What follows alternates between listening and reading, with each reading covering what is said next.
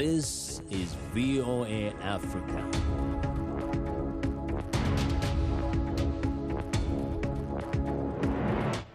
Hello, I'm Esther Githui-Ewart. It's Monday, July 5th. Welcome to Africa 54. We continue to work remotely because of the COVID-19 pandemic. But what hasn't changed is our commitment to bringing you the latest and most important news from the African continent and around the world. This is today's Africa 54. The South African Health Product Regulatory Authority has authorized the use of the CoronaVac COVID-19 vaccine developed by Chinese pharmaceutical company Sinovac Biotech. This latest vaccine approval is based on the safety, quality, and efficacy data submitted to the regulator between March 22nd and June 22nd, according to the authority. It will be used for people between the ages of 18 and 59. Each person should wait for 14 to 28 days between the two doses. South Africa reported over 26,000 new cases on Saturday, the highest daily tally since the country started reporting cases from March 5th of 2020. So far, there have been over 2 million confirmed cases of COVID-19 and over 61,000 people have died of the disease. South Africa is currently experiencing a third wave of infections, mostly being driven by the highly transmissible Delta variant. It is also the worst affected country on the African continent. A proposed law is aiming to prevent South Africans from obtaining firearm licenses for self-defense. While gun critics say limiting access to guns is proving successful in reducing the death toll, some gun proponents argue that taking firearms out of some hands, specifically women's hands, will deepen what South Africa's president is calling a second pandemic of gender-based violence. VOA's Anita Powell reports from Johannesburg. Due to the sensitive nature of this report, viewer discretion is advised. South Africa's rate of intimate femicide, the killing of women by their partners, is 5 times the global average, according to the World Health Organization.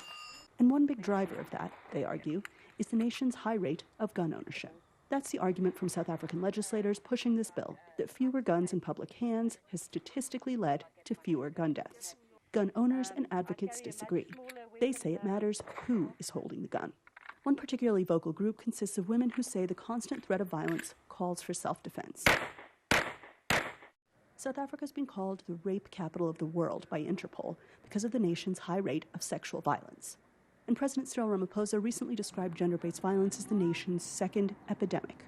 This 33-year-old woman asked us to conceal her face and use a pseudonym, Foxy, out of fear for her safety. That's because in the space of 3 months, she said, she was raped multiple times. First by a gun-toting home intruder, and then by the friend she confided in. Both men had guns and used them to terrorize her. Now she wants one too, and is seeking a license for self-defense. Because I'll have it with me. I feel like I'll be empowered, and should anything that is life-threatening happen, obviously I'll try, like they said, I'll try and get out of the situation, but if I can't, then I'll do what I can to save my life. It basically could be the dividing line between life and death. I feel like it would help empower me to know that I don't have to give in. If I can't get out of it, then there's a way to disable them from doing what they're trying to do to me or anybody around me at that time. Lynette Oxley, a Johannesburg firearms dealer, is the founder of Girls on Fire, a group that represents female gun owners. She trains women to think of guns as a deterrent. If you talk to all of the lady firearm owners that I've spoken to through the years, they say it actually makes you less aggressive because you're aware that if you do take that step, it's a big step. It's not something that you want to do. So it makes you actually think about scenarios, and the big thing is get out of the scenario if you can. But if you are attacked, then obviously that is your best way of defending yourself against a bigger, stronger perpetrator. But the very valid fears women have can't necessarily be solved with more guns, says gender-based violence expert Nahama Brody. I really do understand, as a woman living in South Africa, how vulnerable you feel and how we imagine, because we're told by Hollywood as well as by gun owner lobbies, that having a firearm on your person is the one thing that's going to make you safe. But the data shows us that firearms make all of us anything but safe. And the most important step that we could take to improve women's safety in South Africa would be to disarm more men, not to arm more women. Brody argues that if the goal is to protect women, there are other interventions, like better street lighting, more community safety initiatives, and burglar bars on homes. All of these women agree on the actual problem here. South African girls and women feel unsafe on the streets and in their homes every day. But are guns the answer? That's the question facing Parliament in coming months. Anita Powell, VOA News, Johannesburg. Former South African President Jacob Zuma lashed out on Sunday at the judges who last week gave him a 15-month jail term for running from a corruption inquiry, comparing them to the white minority apartheid rulers he once fought. Zuma spoke from his home in Nklandla, in a rural part of Kwazulu Natal province, where hundreds of his supporters, some of them armed, gathered to prevent his arrest. He said, quote, "The fact that I was lambasted with a punitive jail sentence without trial should engender shock in all those who believe in freedom and the rule of law." Zuma's sentence was seen as a sign of just how far Zuma, once revered as a veteran of the struggle against white minority rule, has fallen since embarking on a presidency beset by multiple sleaze and graft scandals between 2009 and 2018. Thousands of demonstrators flooded the streets of Burkina Faso's capital on Saturday to call for a tougher government response to a wave of jihadist attacks that had destabilized the West African country in recent years. Some protesters had traveled hundreds of kilometers to attend the opposition-led demonstration in Ouagadougou, where protesters waved the red and green Burkinabe flag and blew whistles. Groups linked to Al-Qaeda and Islamic State, originally based in neighboring Mali, have embedded themselves across the north and east of the country, launching regular attacks on civilians, including one in June that killed more than 130 people. Pressure has increased on President Roch Kabore to take control and end a humanitarian crisis in which more than 1 million people have been displaced by the violence.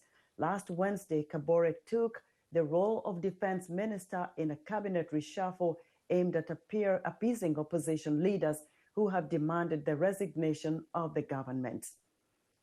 The Suez Canal Authority says it has reached an agreement to settle a financial dispute with the owners of a hulking container ship that blocked the crucial waterway for nearly a week earlier this year.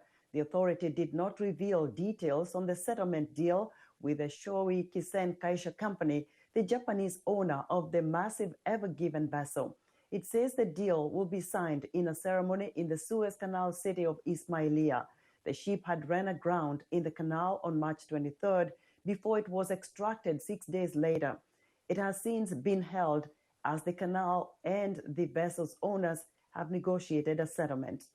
14 bases that had been run jointly by the United Nations and the African Union in Sudan's Darfur region for 13 years are now under Sudan's control and to be used by local populations. The recent official handover comes in accordance with a framework agreement signed on March 4th between the United Nations and African Union mission in Darfur and Sudan.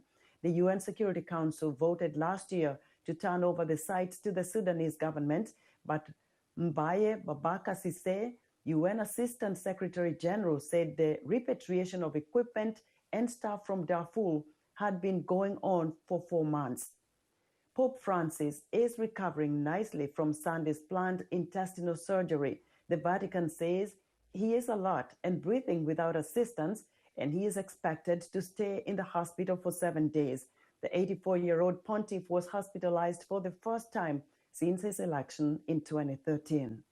Spokesman Matteo Bruni says the pontiff responded well to the surgery, which was done under general anesthesia, and which the Vatican says had been scheduled and not prompted by an emergency. Bruni gave no further details about the surgery or how long it lasted.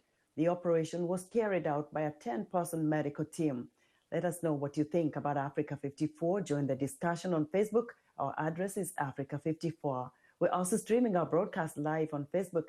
Please watch and share our show with your friends. Also, check out our headlines 24/7 on voaafrica.com. Still to come, New York City is slowly returning to life after being hit hard by COVID-19, but some pandemic changes are here to stay. We'll have a report. Join me for the next Straight Talk Africa. We'll look at the human experience of refugees. Can those who have escaped disaster and conflict be made to return to the place they fled in the first place? And what happens between those who leave their home countries and those who stay behind?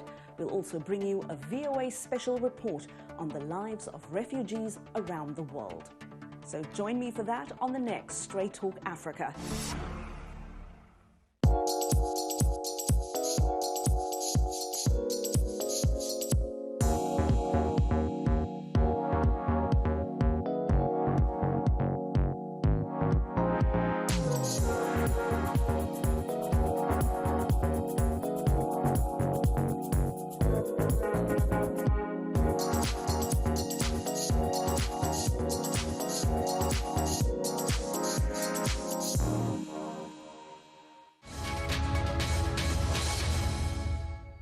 Welcome back to Africa 54.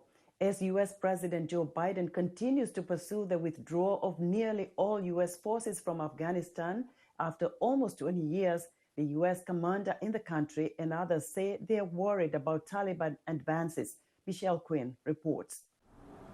Is the Afghan government ready? That's a question many observers have since the United States and its Western allies left Bagram airfield last week. The strategically important post, 70 kilometers north of Kabul, the capital, is now in the hands of the Afghan National Security Forces.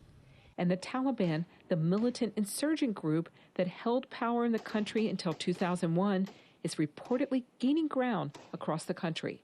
If you look at the security situation, it's not good. The Afghans have recognized it's not good. The Taliban are on the move. In February 2020, the U.S., under then-President Donald Trump, signed a peace deal with the Taliban. But peace talks between the insurgent group and the Afghan government have stalled. Some Republican leaders have criticized President Joe Biden's timeline for the withdrawal as the Taliban gain control in key regions. Biden says U.S. and Western forces are leaving responsibly. That we can be value added, but the Afghans are going to have to be able to do it themselves with the Air Force they have, which you're helping them maintain. The U.S. says it will continue to provide economic and security assistance, and it may be able to influence the Taliban if the group takes over, according to Gayle Tzemach Lemmon from the Council on Foreign Relations. Has the Taliban changed? Most people living under Taliban rule say no, it hasn't. But there's no question that it understands the environment it's coming back into is very different than the one it left when it left power. And while it might have technicals and technical vehicles, it doesn't have technocrats. And it knows it needs engineers, doctors, and all of that to govern. Despite reports that the U.S. is preparing emergency evacuation plans for its diplomatic staff, the Biden administration said Sunday that its embassy in Kabul will remain open. Officials say a contingent of U.S. troops will be left behind to protect the diplomatic mission. Michelle Quinn, VOA News. Hackers suspected of being behind a massive ransomware attack are making a demand of $70 million in cryptocurrency in exchange for unlocking all the affected systems. The demand appeared Sunday on a dark website used by the Russia-linked Rival gang. The cyber attack Friday hit the systems of hundreds of companies and public agencies around the world. It involved a breach of the Miami-based software company Kaseya, which called the attack sophisticated. Kaseya says it has a detection tool available for customers to see if their systems were infiltrated, and that it hoped to begin bringing its data centers back online by the end of Monday. The FBI says Rival was responsible for a late May ransomware attack that shut down the operations of JBS, the world's largest meat processing company. In California, Los Angeles County public health officials have advised mask wearing in indoor public spaces to deal with rising COVID-19 cases involving the Delta variant. Because of the variant's rapid spread on the state, the advisory applies even to those who have been vaccinated against the virus. Angelina Bagdasarian has this story narrated by Anna Rice. The health advisory came just 2 weeks after California authorities had lifted most coronavirus restrictions in the state. The recommendation to resume wearing masks in public spaces because of the spreading Delta variant appeared on the Los Angeles Health Department's Twitter feed on June 28th. The news both puzzled and upset many LA residents. Kaylie was among them. I've been vaccinated. I honestly believe that if you've been vaccinated and everyone else has been vaccinated, I don't think we need the masks anymore. I'm going to walk right in there and enjoy the fact that I get to go to the grocery store and be able to breathe. Yet, many residents are following the advisory and are concerned about the new coronavirus variants. Probably yes, if they would say so. I'm not vaccinated yet, but if they suggest us to do so, I'll do it. In May, only about 4% of those infected with COVID-19 had the Delta variant. By June, this figure had climbed to 14.5%. Заразность этого вируса намного выше, чем, например, у вируса гриппа. This variant of the virus is a lot more contagious than, say, the common flu. This new Delta variant has more common traits with human protein. That's why it's so contagious. И поэтому его заразность намного выше. The good news is that the vaccines, at least for which we have data, and that includes the Pfizer vaccine and the AstraZeneca vaccine, still seem to be effective in preventing hospitalizations and serious disease from the Delta variant. But the bad news is it is more infectious. That means it spreads more easily. Experts say the Delta variant is especially dangerous for those who have not been vaccinated or have received just 1 dose of a 2-dose vaccine. Also vulnerable are fully vaccinated people who suffer from chronic diseases or have a weakened immune system. That's why the county recommended that people start wearing masks again. The reason why I think they're suggesting that even vaccinated people wear masks indoors is because we know most of the transmission from SARS-CoV-2 occurs indoors. And really the risk of catching SARS-CoV-2 when you're outside, particularly when you're physically distancing, is extremely low.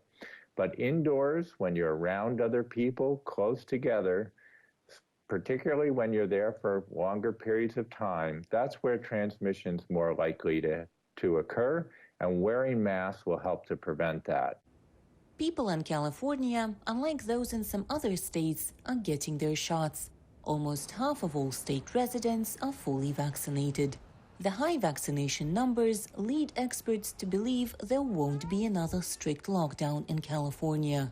Over 154 million people have been fully vaccinated in the U.S.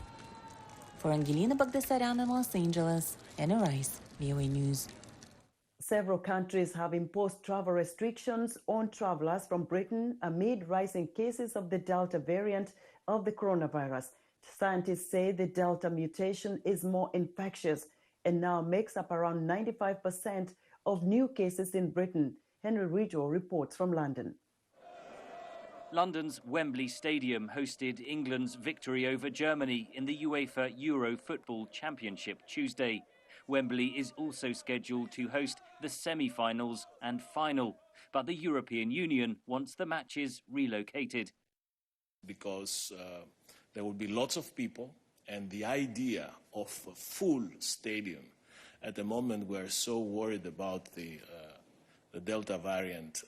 That concern will be amplified by COVID data from Scotland, published Wednesday, which showed that almost 2,000 new infections were associated with football fans travelling to London on June 18th. So far, European states have imposed different limitations on travellers from Britain. Germany has called for EU-wide restrictions. Without a thorough vaccination program, they are going to see increasing numbers of Delta variant as well. So they're just trying to buy themselves time. But popular vacation destinations like Spain and Greece are resisting pressure for further restrictions. They are desperate for a bumper tourist season after a disastrous 2020. Hong Kong banned all passenger flights from Britain starting Thursday. These travellers raced to beat the deadline. My original plan was to return on July 7th, but I was afraid I wouldn't be able to come back by then, so I decided to change to an earlier flight. Scientists believe the Delta variant came to Britain from India, where it was first detected in late 2020. Critics say the British government acted too slowly in imposing travel restrictions on India, though Britain denies this. Yet hospitalizations are expected to stay low, say some experts. I don't think this time around there's a huge reason for a lot of concern. I think the numbers of hospitalizations will stay low. That's because the coronavirus vaccines appear to be effective against the Delta variant, and almost 2/3 of British adults have received 2 doses. 2 doses seem to provide really quite good protection, but it's not complete. Britain is using millions of doses of the AstraZeneca vaccine, but the drug has not yet been approved in the United States, complicating efforts to open a so-called travel corridor between the two countries. Britain still plans to end all domestic lockdown restrictions on July 19th, but other countries are tightening travel restrictions on Britain, an effort to buy time in the race between the Delta variant and the vaccines. Henry Ridgewell for VOA News, London. Life in New York City is slowly returning to normal after the coronavirus pandemic hit the city hard more than 15 months ago. But certain changes caused by the pandemic are here to stay, at least for a while. Nina Vishneva has the story, which is narrated again here by Anna Rice. Street music and outdoor dining parties have returned to New York after 15 long months of restrictions and lockdowns aimed at stopping the spread of COVID-19. You can sit down in more restaurants without having to give names and get a temperature check. So it's heading in the right direction, I'd say. I kind of feel back to normal, almost there. Yeah, feels good. Good to be in New York. I don't know, I just want the world to heal. Thought I could make it better. I had time to kill, so I was like, why don't I come outside and, try to make some sounds, spread some love, Music festivals, farmers markets, and other events are making up for a year of forced inactivity. Union Square is packed with people, and all are 2 meters apart, even though city authorities have lifted social distancing and other pandemic restrictions imposed in March 2020. By late June this year, the number of people in New York City testing positive for COVID-19 was the lowest it has ever been. In New York State alone, over 20 million vaccine doses have been administered, and 9 million of those went to New York City residents. Despite the relaxation of restrictions, many are still wearing masks, even outside. Even as I walked down the street, people said they lifted the restrictions, but I was like, I can wait a day or 2. You don't know who's vaccinated, who isn't vaccinated, all of that. It's in flux. So, no, I think we have a good ways to go. Despite the scorching summer heat, street vendors are also wearing masks for their own safety and for their clients' peace of mind. We're just back to work, but the life is not back like normal. It needs time to be okay. Just 62% of Manhattan office workers will be heading back to their desks in September, and they will spend only 3 days a week at most in the office, according to a survey by the Partnership for New York City. Almost 40% of office workers say they are ready to resign if they cannot work from home a few days a week. There is also concern about the safety of using public transportation again. It's hard. Yeah, getting on the subway and walking around, even though I know the restrictions are lifted and we're outside, I still sometimes feel a little guilty, even though I know I'm fine. New York authorities have launched a program to help reopen small businesses hurt by the pandemic. The $11 million program, called New York City Business Quick Start, aims to help some 50,000 small businesses by guaranteeing quick responses to inquiries and cutting processing time by 50%. For Nina Vishneva in New York, Anna Rice, VOA News. Flags of Valor is a company that makes wooden American flags and provides employment for U.S. combat veterans. The company also raises money to support veterans assistance organizations. VOA's Deborah Block has the story. Eric Wilson is cutting wood to be used for creating handcrafted wooden American flags at Flags of Valor in Winchester, Virginia.